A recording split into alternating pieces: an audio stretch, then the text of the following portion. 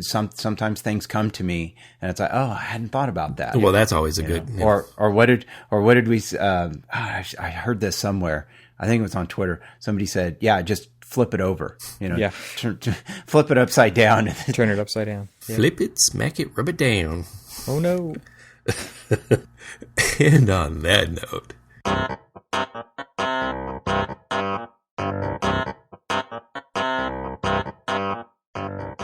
What's architecture really about? Archispeak is a show that dares to peek under the architectural kimono, exposing what architecture really is, what it is that architects really do, and show you why we are passionate about our chosen profession. I'm Evan Troxel. Join Neil Pan, Cormac Phelan, and me as we have a casual conversation about all things architecture, which includes all the stuff people don't talk about. Think you already know what architecture is really about? Tune in to find out.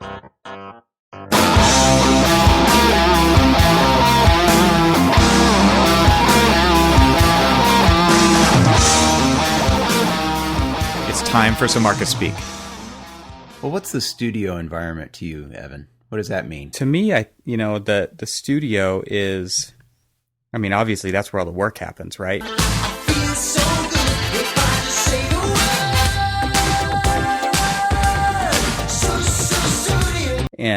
And so I think something that would be interesting to talk about would be, is it a 24/7 environment? Is it a 9-to-5 environment? Is it cubicles? Is it open? Is there physical modeling? Is it purely digital modeling? Like, what is the modern studio environment versus maybe it's the same thing, the ideal studio environment? Because as architects, we're a creative bunch. And the way that I see it, the studio is becoming more and more of a cubicle environment. You know what I mean? Yeah. Because we're sort of like that, where we have project managers kind of have a cubicle. It's up against the windows, so we can look out, daydream and, stuff like that. But, then we have an open studio. But the thing is that everybody faces their computers, backs to each other. Right. Headphones in. Headphones in. Yeah. And headphones are like the worst thing that's happened to the studio, is what my friend Mark said. The other day, he's like, "Oh, headphones, they've got to be the worst thing that's ever happened to the architecture studio." I agree, because, you lose that spontaneity of, having the opportunity to, chat with somebody and say, I really like this, or, I've been in studios where, we'll listen to music on the speakers, but nobody will put in headphones. And the spontaneity of the conversation is what to me, sparks inspiration, ideas and things like that. You don't have to tap on their shoulder and say, "Hey, what are you doing?" You actually get a chance to converse with them without, interrupting them, or, "Oh, I'm sorry. Yeah. I didn't know you were listening to, Archispeak on your podcast." Yeah. Well, I think that it's harder to do that nowadays with computer screens, to see what's happening on the screen and say, "Oh, I wanted to ask you about that," because it's not a still image for the most part. Right. If there's a model or there's CAD work going on, there's a lot of zooming and panning and, in and out and zipping around this thing, because you're always looking at it from a different angle. Whereas when it was on the board, when it was on the desk, it would be there for a few days. Yeah. And you would think about it and you would go away from it. You'd come back to it. And people would walk by and they could look at it and they could study it and they could ask questions about it. It was a lot easier.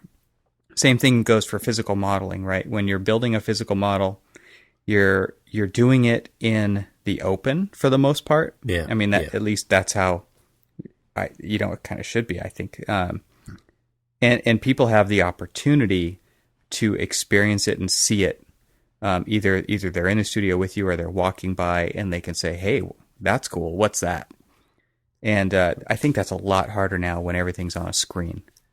Well, have you ever had that experience of, well, maybe not, but back when we did hand draft, you like you said, what you would have would be on your desk maybe for a day or 2 days or 3 days, if you're, depending on what you're doing. Or you'd have a progression. Ever come into the office when there's like a note there, like, hey, you missed this, or make sure you do that. It's like, well, wait a minute. Have you thought about this?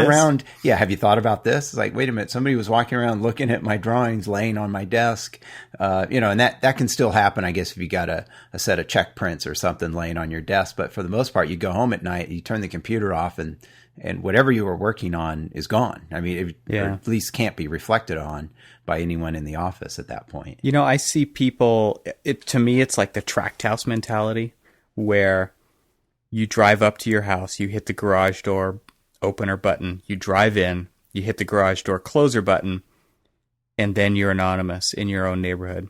And that's kind of how it is in the studio to me, where people come into the office, they beeline straight for their desk, they sit down, they turn on and they get sucked into email, right? First thing in the morning.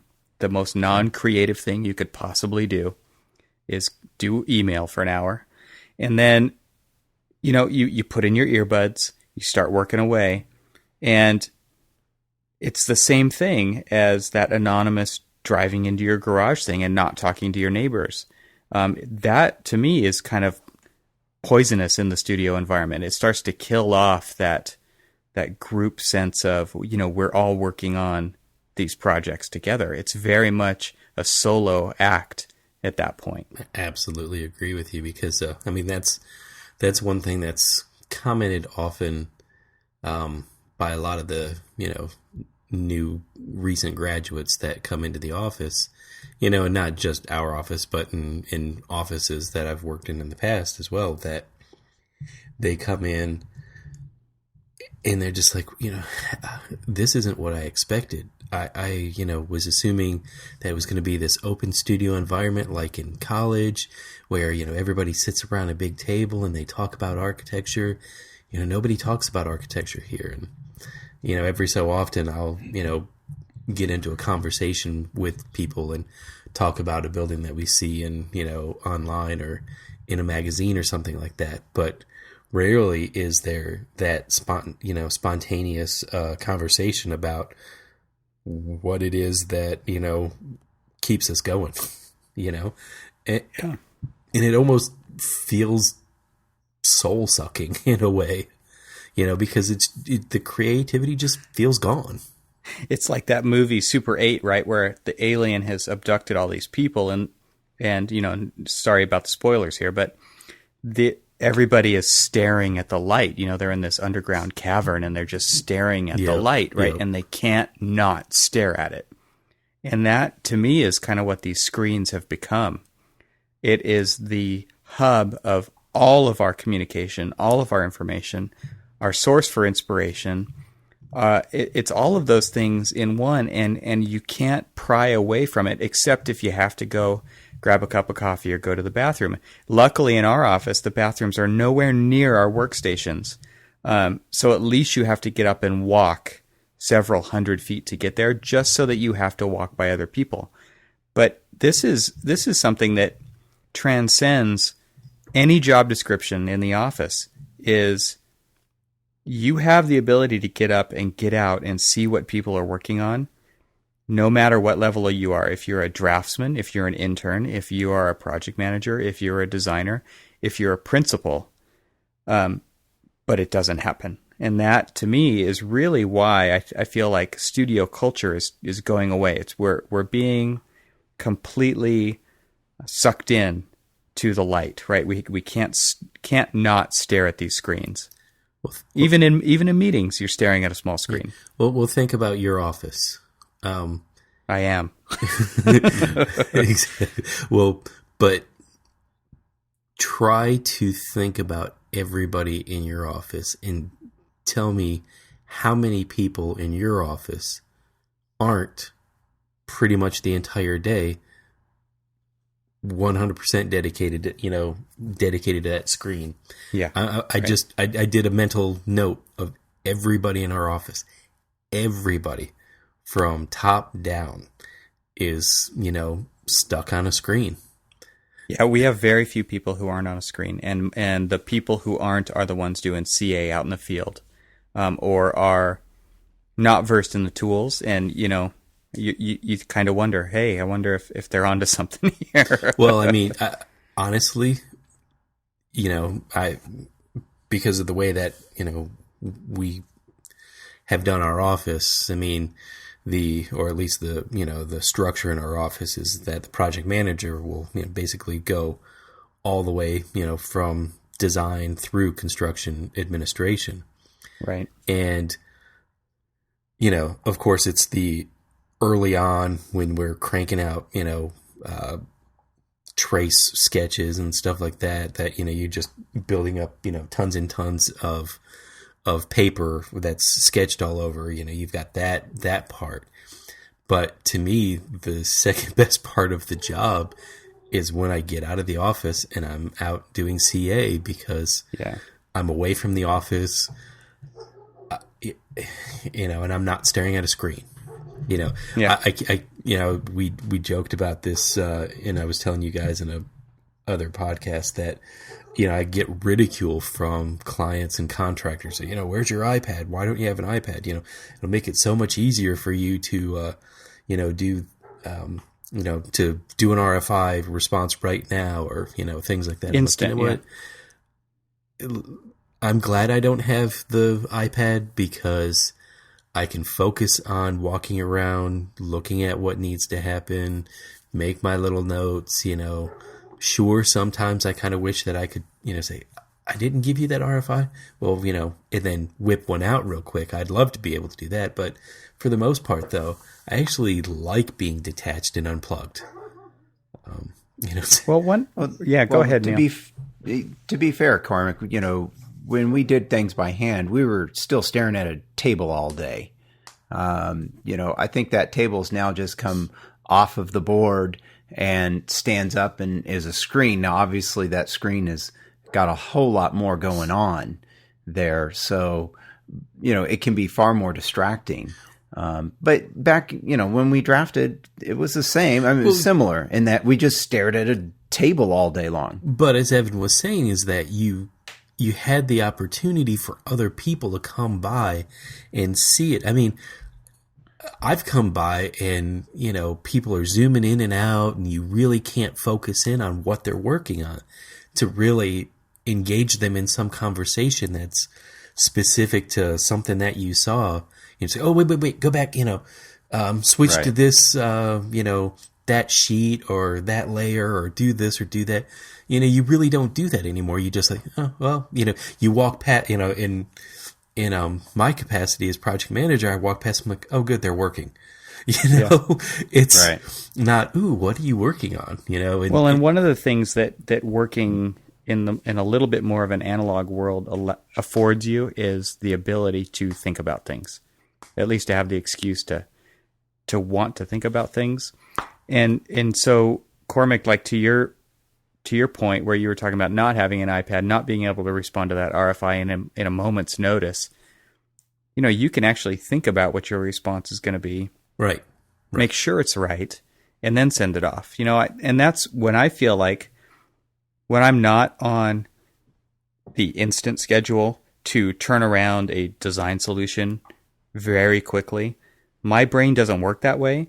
And I like to process things, and I like to think about things for a little bit. And that everybody's happier when I have the ability to do that, because there's real reasons for why I did things. And I think, you can get faster at that with experience, but you still need to be able to have things based on real thoughts and real circumstances and a real rationale, rather than, well, I played with these 5 different scenarios and I was in Grasshopper, and these are the 5 different algorithms that I used, and so these are our 5 different options. To me, that is very synthetic. It's very much fashion at that point, and it's not rooted in reality or real world constraints, maybe.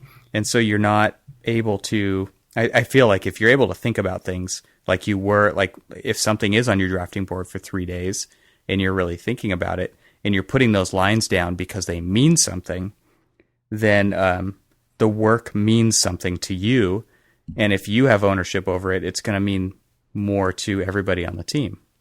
Actually, nowadays, if something's sitting on your drawing board for 3 days, somebody will walk by and say, you know what? Do it in the computer. It's a lot faster. Yeah. What's taking so long? Exactly. Yeah. Right.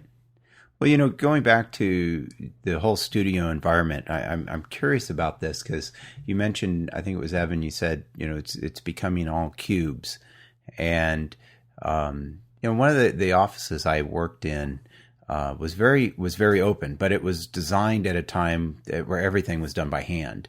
And so we didn't have cubes. We had kind of built-in desks, essentially, which were all high, by the way. I mean, they were all up higher. We all you sat on stools? We sat on stools, exactly. And I think we all had like milk crates or something underneath our stools to put our feet on or something, or something built up so your feet weren't dangling all day long.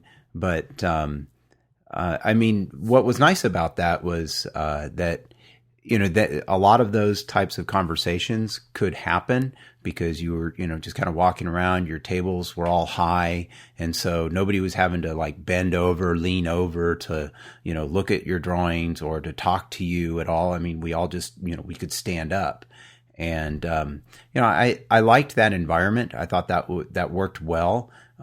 What was interesting is that when they came through and decided they were going to remodel and do some things, and they were going to lower all the desks, and they did. They lowered virtually all of them down, so that everybody could sit, and they're all concerned about carpal tunnel and making sure everything was done correctly, which was a great idea. But I find it ironic now that a lot of people like to work standing up, or at least have the option of going down, or maybe bringing their tables back up, to stand. So I think that, it's an interesting concept how that office was designed, how it was very open. It wasn't very cube based. I mean, there were a few walls here and there that kind of maybe went up to 8 feet tall. I think the ceiling was 9 or 10 or something. So some walls went up, and there were some offices with doors, for principals and things. But for the most part, the studio was pretty much open with a large planning table out in the middle, so that, general conversations could happen around a project, or people could sit around it and do design charrettes or something. And that worked really well because there was no cube environment at that time, in there. Well, there's a couple of initiatives that have happened in the last few weeks in my area of the office where, because we do have cubicles and we have partitions that go up to about 5 feet, I would say. And the upper band of that, there's been a couple people who have started to remove their panels between them and their neighbor. So like we have several rows of cubes, and from me to my neighbor to the south, there's no upper band, but to my neighbor to the west, there is an upper band. Okay, so everybody in the row can see each other, but if you go to the next row, there's this 5-foot divide. And people have started to remove that upper band. And so that's one way that people have started to kind of defy the cube, right? And I know that there's going to be some people who are incompatible, where you're not going to want to remove the panel. But then there are people who are compatible. And it makes a huge difference for those people to have a conversation. So that's one thing that's happened that is a cool idea that's spreading. As people are starting to remove these panels, you can see the idea actually spreading. And there's some people who are freaked out by this. They think, well, we've got to put these back. And there's other people who are saying, it's too late. You can't put them back now. If you put them back now, you're going to kill morale, right? Like morale isn't low enough. So that's I think a key to, again, kind of working in the studio is being able to see and talk to all the people around you, just like you were talking about, Cormac. When you want to get someone's idea, you want to get a fresh set of eyeballs on the thing that you're working on, you can look to your left and say, hey, look at this. What do you think? And I think that's a big deal. And funny that you say that because me and my adjacent cube mate, he's one of the other project managers, and we kind of reconfigured it where we basically have like a little vestibule that comes into a little small area, and you split off to one way or the other, so it almost feels like a little office. But now I feel even more isolated, where I at least, could kind of like move my chair back a little bit and kind of look to my left and, see some of my team members and, be able to like have eye contact with them. Now I can't even do that. It was, in a way, it was kind of more, I did it because everybody who walked past my cube kind of was, always peeking in, and not that, I was doing anything top secret or anything. It just kind of, my phobia of people just like hovering over the back of me, I like to have eye contact.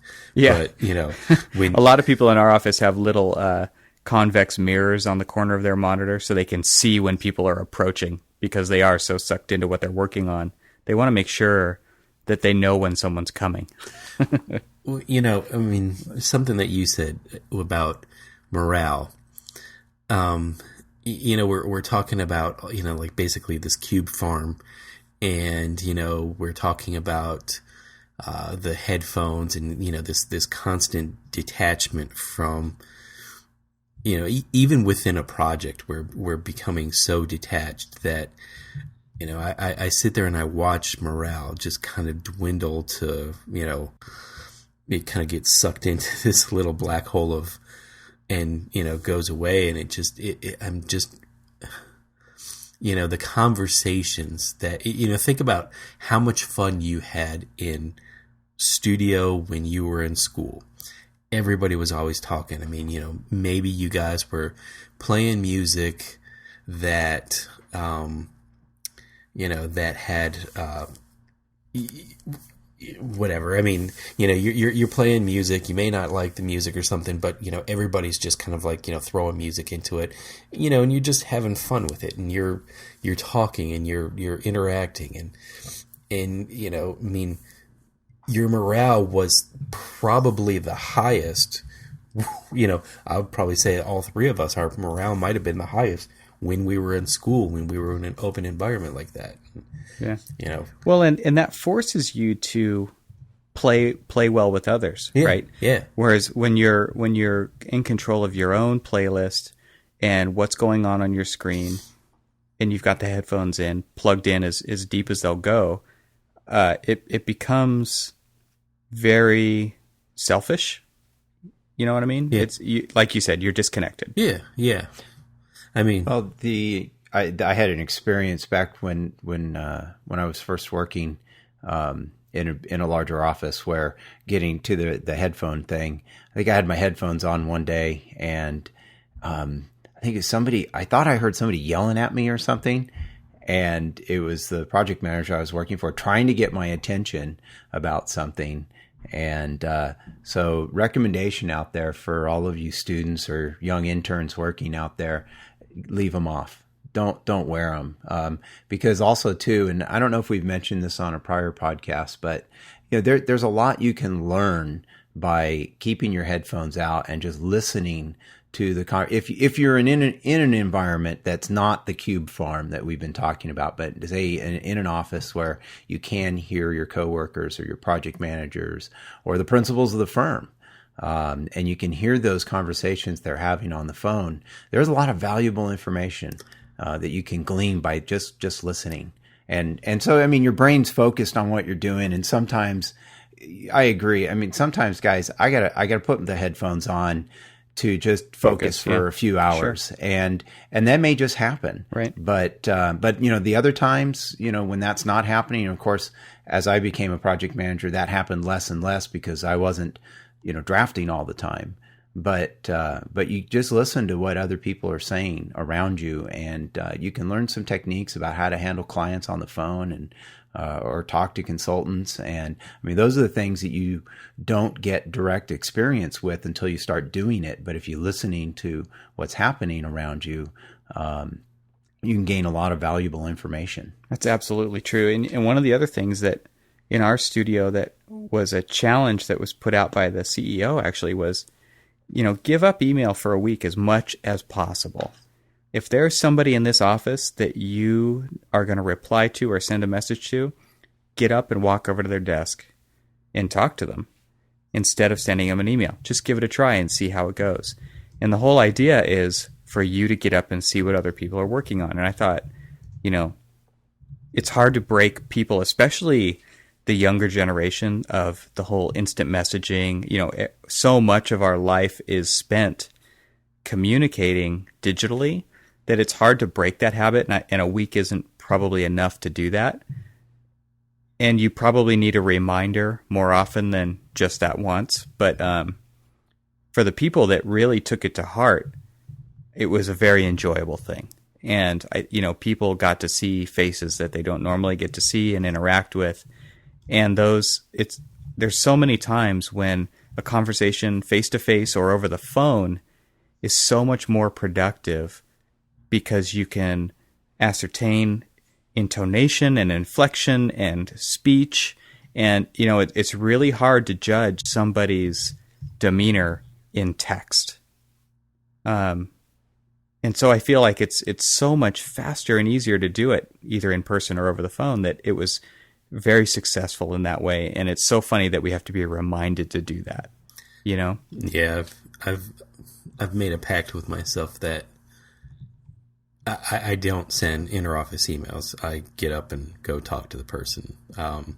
It just makes one, it's a small office, it's 22 people, and it just makes perfect sense that if you want to get it done quickly, just get up and go talk to the person because, they may not look at their email, or this, that, or the other. So, it just makes no sense. Plus, 9 times out of 10, my sarcasm is never read the way that it's intended to.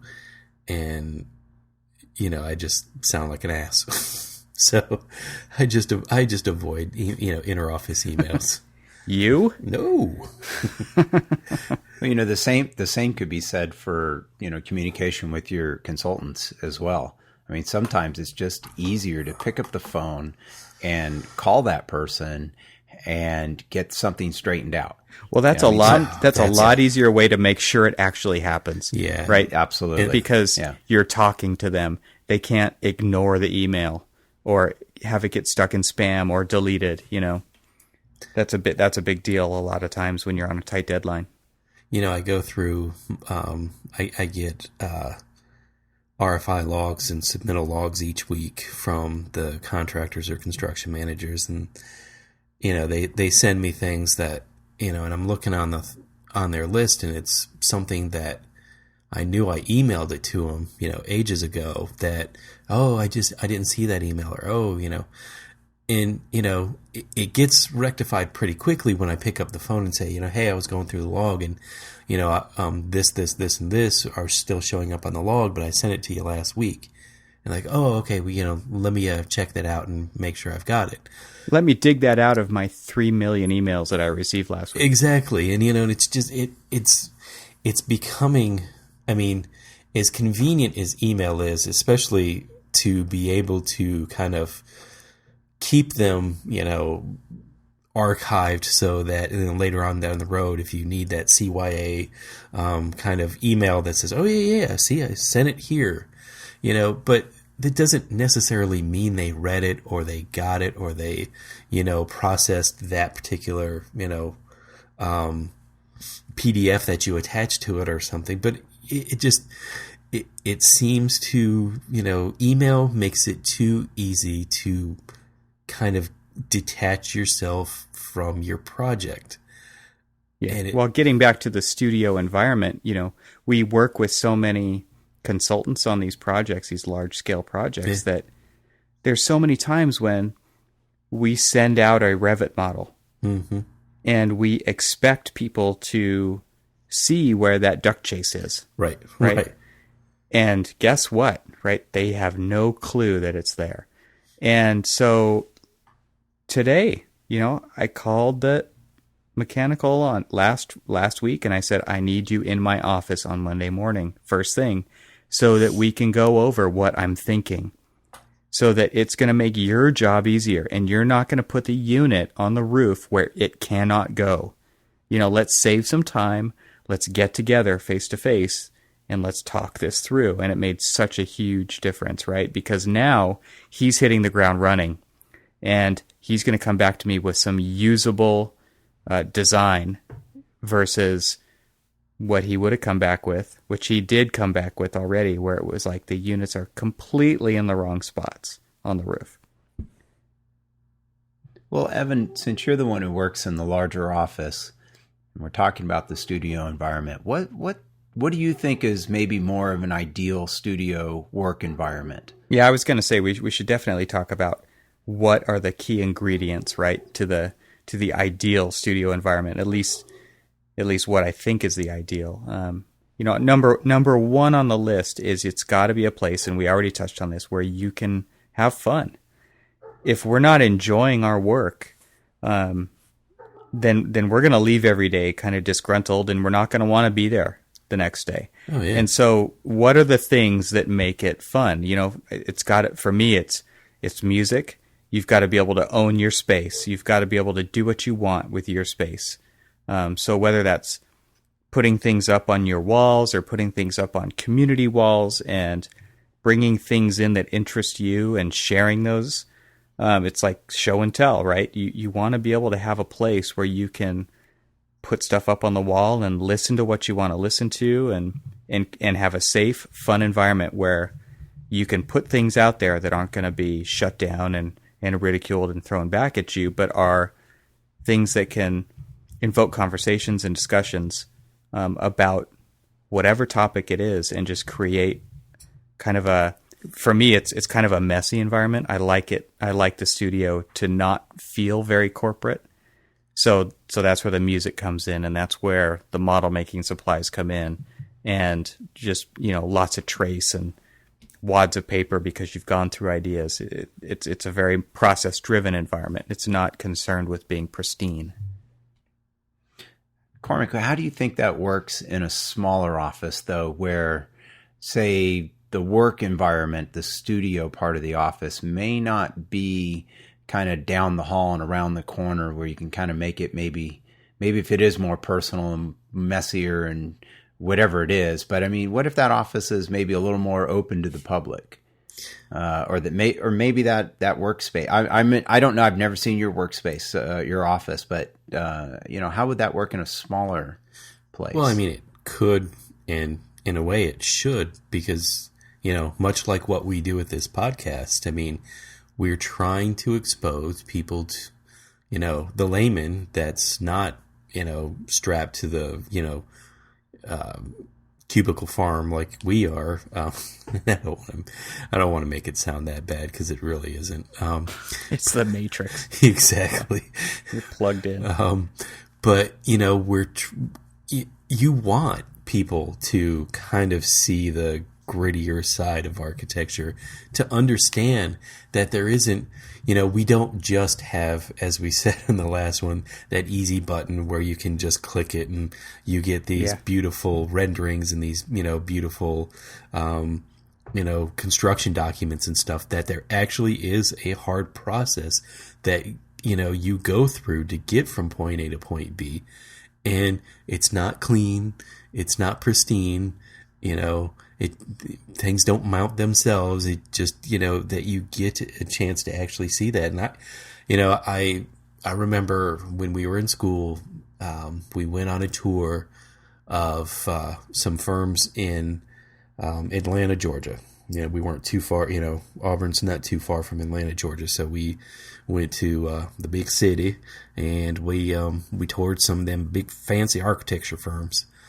And we just we went to one, I believe it was a TVS, that they're a huge corporate firm, and you walk in there and everything was aligned. I mean, books were color coordinated, and it just looked clean and pristine.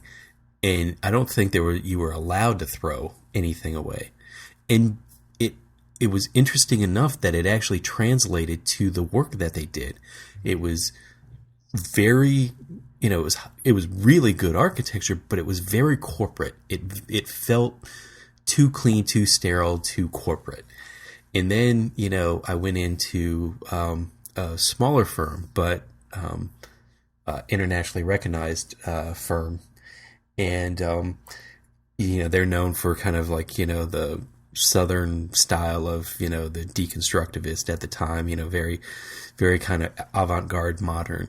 And we walk into the firm, and it's a big, huge open warehouse, spray painted black concrete floors.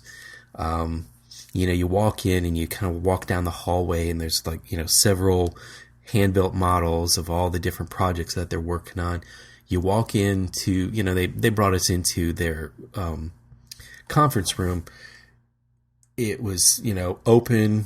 It had a couple of window, glass partitions, but it wasn't all the way to the ceiling. So, it wasn't like a private room. And the partner comes in, and he's got, he's wearing blue jeans. Now, this is a guy who's giving a tour to a bunch of prospective architecture students. So, you'd think that you'd either dress the part of the, architect in black, or you just, be yourself. And so this guy, was himself. Came out, t-shirt, jeans. You could see his toe hanging out of his Converse. And, he just enjoyed the environment. He enjoyed what he did. And it translated to his work. It translated to the, to the environment, and everybody was just rocking out to, to the music and everything. And I know friends who've now, now this was, back when they were still doing a lot of things by hand, and now everything's evolved to the computer. But I've been to the studio since then, since the, plug of the computer. And it's still the same way, it's still fun. So I think, back to the question, and it's an extraordinarily long way to get there, but back to the question is that, yeah, I think that people should see the dirty side of architecture. Yeah. I'm so happy to hear you say that. I couldn't agree more. It is not something that should be hidden behind a wall or around a corner, because it is not apparent. The work is not out in the open. People aren't talking about it. It's not up on the walls except for the final renderings, right?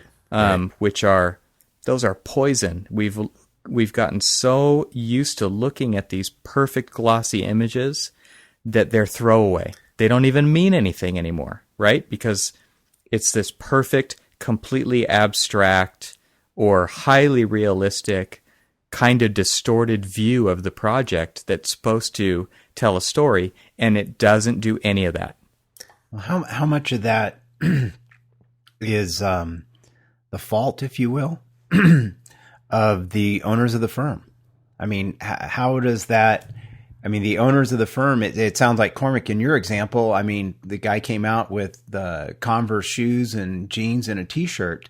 And I think the firm sounds like it reflected his personality. And Evan, in your case, sounds like, and I don't know this, but I mean, it just sounds like the vision of the firm is completely different, and it is reflected in the space that you occupy. Yeah, you're right on. And to me, it's the difference between leadership and management. We are being managed, and we're not being led by somebody with a vision. And the person that Cormac's talking about is the leader, right? They ooze it. Oh, yeah. And everybody wants to follow it because they know where they're going, and they know what their leadership stands for, and they know what they think about architecture, right? Because that leader is passionate about architecture. And I think there is a big difference there. Are you guys familiar with Brian McKay Lyons? No. He's an architect out of Halifax, Nova Scotia.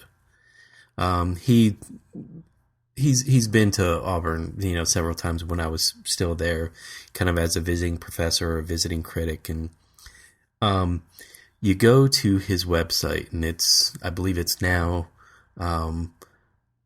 McKay Lyons, Sweet Apple or Sweet Apple McKay Lyons architects. And they show pictures of their studio and stuff, and it's this big, huge, long table. Wide, like super wide table, got to be like 60, 80 inches wide. People sit on either side of the table, so it's almost like you're sitting at enormous dinner table. And that they've got like little wings off of the table that, you've got your computer on, but then you can turn back to like the body of the table and look across the table at, the person that's sitting across from you and have a conversation. And it's like you're sitting at the dinner table, having conversations with your friends and family, popping open a glass of, a bottle of wine and just conversing about it. And when you look at his work, it reflects this nature that he really actually is passionate about it. And so is everybody else in his office. Because, it's fantastic work. He's one of my favorites. Just, it was just something about the modernism that he kind of, practices. And he's got some interesting kind of like side projects that he does with or studios that he does with the local architecture school called the Ghost Studio, which is just phenomenal because it's very similar to the what they do at the rural studio, but this is a little bit more temporary. So it's more exploratory. But the point I'm making is that I guess it's, what's reflected in the work is kind of what's reflected in the studio environment. Well, have you guys even you probably have noticed it at Starbucks even. They're starting to go away from individual tables, and they are putting these communal tables into the middle of the spaces. And, they've got power strips down the middle, and everybody sits there, and they face each other, and you've got to make room for somebody when they show up. And it creates more of a community space. And I have to believe that that's because the coffee shop got too boring. Oh, yeah. Yeah. And so they're trying to reinvigorate it and make it feel like a coffee shop again, where people hang out and they do things and they get together in groups, small groups, and they study together. And there's this activity, this vibrancy that's brought into the space when that happens. And yeah, it sells more coffee. But those people want to go hang out there because they've got that space. Well, let me ask you this. And okay, we're talking about studio environment and, the kind of it becoming a little bit more like an individualized area that, people are in their own little worlds. How does that translate? Because you and I do schools and in civic environments like that we are infusing so much technology into these schools. Are we, how do you guys deal with perpetuating basically the same thing that we do in our own studios, where we're kind of like the self-guided education, you plug into your little computer and you go. It's interesting that more and more there was this big bum rush to get everybody all of the latest technology that now they're like, ooh, let's step back a little bit. And now they're actually starting to put in, just like Starbucks, these communal areas where you've got like, it's almost like, in one project that I did, you walk in and there's like this kind of like a little amphitheater right as you walk in there where, kids are hanging out, they're sitting there chit-chatting and talking and stuff. And then later, once everybody goes to their class, teachers will come out and use the space as teaching space so that, and then as classes let out, other, people go past this and they see what's going on and they start to interact with it. And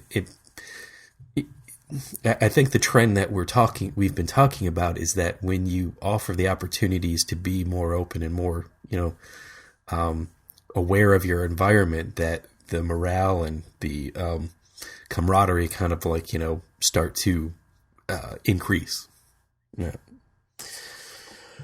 I agree. On projects that I've worked on, especially lately, there's definitely a desire to have these pull-out spaces and these larger, like even on a high school, we're doing like a student union, which is unheard of, right? That's a college level kind of a space, but it's flexible. It's got movable furniture. It's something that will flex depending on the needs of the school, depending on what month it is. And then classrooms are all situated around a pull-out space where they can get out of their classroom environment and into another one with a small group. And just being able to do a change of scenery in the middle of a class can amplify a project that you're working on because you're changing scale, just in the amount of people you're working with, the environment you're working with.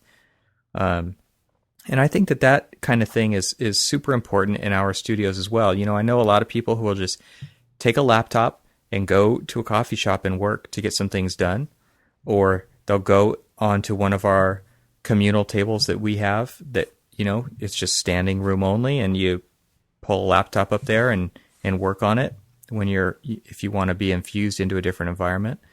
I think that kind of stuff is the key to flexible working environments, with mobile computing, especially because things are all on the computer. If you've got a strong Wi-Fi network in a community space that's flexible where people can change environment, I think that kind of stuff is great for the working environment. And I'm kind of fired up right now just thinking about all this stuff of things that I want to do to get architecture reinvigorated into our studio because of all the symptoms that I talked about earlier and the ones that you guys brought up. I mean, I see that stuff every day, and it's kind of depressing to see where the industry's going with this, because I know we're not alone in my office, but that's where I have a little bit of pull and the ability to try to change that. Well, I was going to bring up, you guys were talking about schools and how that changes maybe the way we think about how we educate people. And we touched on this a little bit last week too, or in the last episode. But are you guys familiar with the Energy Lab at the Hawaii Preparatory Academy? No. Oh, okay. It's a marvelous project. It's we'll have links to it in the show notes, but I highly encourage everyone to check it out. What you were just talking about, having flexible spaces, tables or things that can move around, and that's not the sole focus of this particular project. It's very much focused on, being energy efficient and net zero energy. And there's a whole lot of interesting technology that's gone into this. But what I find what's relevant really to our conversation is how that basically they're studios, and they're all these little individual studios that can change shapes and change the educating environment around to the need of whatever teacher's using that space. And that kind of goes to, I think, the studio environment. If we have spaces that can maybe move and change, and right now, many of us, or many people might have, the desktop computer and it's sitting there, but, a lot of people work on laptops or can, and, maybe something is to have that studio environment in an office that can be changed. I know one of the things going back to schools, in my son's second grade classroom this past year, one of the interesting things his teacher did to kind of keep things fresh, and this goes back to the Starbucks idea, is all their desks, the teacher would move them around every month or so and would reconfigure the desks into a different shape. The kids would get moved around, so they'd have somebody new sitting next to them, and it just changed up their environment. They didn't walk in. My memory of grade school was you walked into a classroom and there was 8 or 10 rows across, and they went back 10 rows deep or something, or maybe I'm exaggerating. Maybe it wasn't that many, but that was it. Those desks stayed there. They never moved, and you sat in row 3, 5 rows back, and you never moved.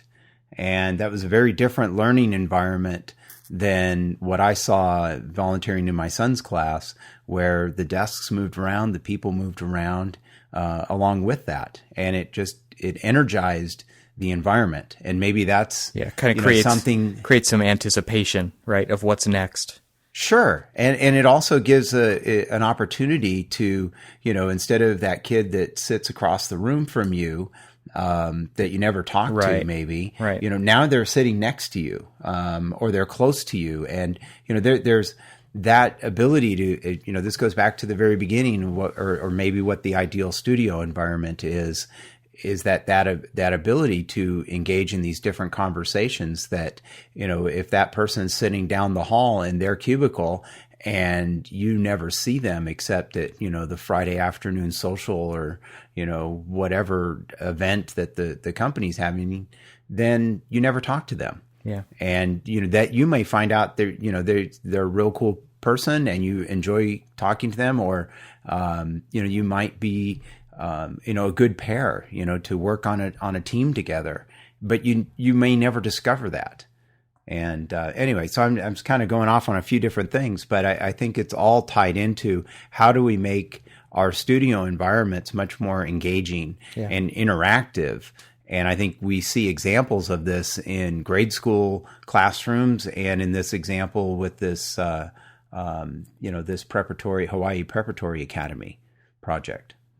Well, let's wrap this up. And the last thing that maybe we can each talk a little bit about is one thing that I guess I wanted to just say was one of the wonderful things of being so digitally connected that has transformed the studio for the better, I believe, is that now each one of us kind of has this ability to have a much bigger audience. And we're able to share what we're working on with as many people as we have access to, which is pretty much unlimited. For anyone that wants to see it, we can. That's one of my favorite things about kind of the new studios that we're working in is, I like to take a screenshot or a rendering or a model or take a picture of a sketch on my phone and upload it to Flickr or post it to my blog and just put it out there. That's one of my favorite things to do is just to share kind of the behind the scenes, like what we do here at this podcast. But I like to do that visually as well. I think that's just one of the coolest things about the age of the studio that we're in. What about you guys? Oh, Evan, that's so true. I was recently, a few weeks ago, designing some tract houses. And we like to call them production homes, but here or there. But I did kind of one, and I didn't design the plans or anything. I'm just trying to elevate these things per the style that the client was looking for. And what was interesting is I took a picture of it and I just kind of threw it out there on Twitter. And the comments I got back were just amazing. Some people are like, what the hell is that? And, this garage is taking up 3/4 of the front. It's like, yeah, I can't change that, guys. Sorry. But, there's certain realities here. But it was quite fascinating how I could get feedback so quickly. And, not all necessarily positive, but then other people going, hey, that, for what it is, it's nice and it looks good. Well, and that's what critique is. I think that's another topic, but yeah, you're not looking for positive feedback. You're looking for constructive feedback. Exactly. And I wasn't actually really even looking for any particular feedback, positive or negative. It was just but throwing it out there. But that goes to what you were just saying, Evan. You can throw that out there and you can get some feedback, or not get feedback, but it just, people will comment on it, hopefully, and you can learn something from that. And it's almost like extending the studio environment to the world. Right. Well, with down to like my 2-minute sketch, I post things out there all the time, not just to share and show off, what I can do, but also to, get the feedback and the critique and all that other stuff. And then, but it's also the opportunity to see what other people are doing and kind of get the, draw inspiration from what other people are doing. And, the opportunity that the digital age is now, kind of affording. It's just like, ooh, look, hey guys, come check this out. This person's doing this or that or something, and you're able to, kind of, maybe, like a lot of the things that you were talking about, Evan, about what you guys are doing in your office to kind of like, free yourself from the, cubicle farm and stuff like that, or, interesting ideas that, we could translate to other people, and, maybe they, start to kind of, so that's the good thing about the digital age and or at least the digital studio. So yeah, it kind of gives everybody a platform, right? To share and to get that feedback. And I think that it allows us to, and one of the downfalls, I guess, of the next point I'm going to make is that a lot of times people just use it to show the good. Yeah. But I think it's a great platform to show what you're experimenting with and be willing to fail and fail publicly and not worry about that, because, you're up front, you're saying, we're experimenting with this. What do you think? And people will chime back in and say, you know what, that did not work for us and here's why, or you're on the right track and here's why. And I think that kind of open experimentation is not native to how a lot of architects think. A lot of architects, I feel, grown up in the traditional way of doing things, we tend to guard our dirty laundry very closely. Yeah. And we only share what is the very nicely dry cleaned, pressed fashion. When in fact, back to the, we shared this on Enoch's podcast and on Eric Bobro's podcast too. It's about seeing behind the curtain that people want to see, and I think that's a valuable lesson for everybody involved.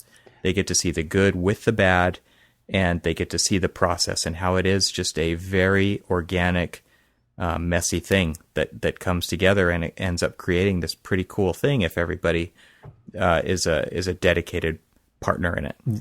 Well, what that made me think about that we haven't really discussed, but just to touch on it briefly, what if you're working by yourself in a single environment, and you don't have the problem of the cube environment? No, but you still have that platform.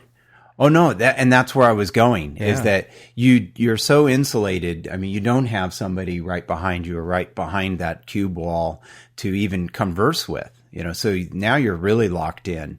And what I've found is that when I have been working on some design projects or doing some design, which hasn't been too frequent, but that's picking up lately. But what's nice about that is even if you're working analog, Cormac, like sometimes I prefer to do when I'm designing, is I can take a picture of, say, some sketches and throw them out there. I know I did this even last year. You did it today. Yeah, exactly. I did do it today, actually. And that was great because, you're able to share with and get comments and input and criticisms and, praise from all over the place. So you're not as insulated as you actually think you are. Well, no, but for a lot of, sole practitioners, you really are until you put it out there. And I guess that's what I'm saying is you got to get that information or share that with the internet and with Twitter and Google Plus and all these other avenues, to get that feedback. Well, and I think that's going to be a key to survival, right? Yeah. Is you've got to show people what you do. Otherwise, you're going to get lost in the crowd. So doesn't that go back to talking about our portfolios and our resumes and fun stuff like that, right? Yeah. You're showing people what you are or what you can do. That's right. Well, I think that's a good place to kind of finish up here on this one. Sounds good. Okay. Well, if you have any questions or comments, you can always visit our website, or please visit the website at archispeakpodcast.com. And you can reach each of us at our individual Twitter accounts, or follow the main Archispeak Twitter account. And all of that you can find on the website. And then also visit our Facebook page and leave comments or questions And if you'd like the show, please leave us a review on iTunes. We appreciate it. It really helps the podcast. And let me just throw this plea out to everybody. Please, please comment and let's have some dialogue going, because as we were just talking about, put yourself out there. We're putting ourselves out there, and that's the way we all learn. So please comment. Yep, good or bad, right? Exactly. Absolutely. Cool. Well, we'll see you guys next week, all right? Okay. Bye. See you guys.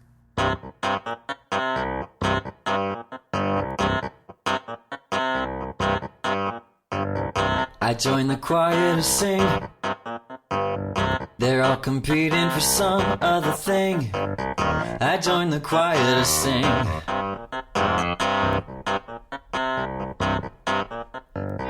I joined the choir to sing. They're all competing for some other thing. I joined the choir to sing.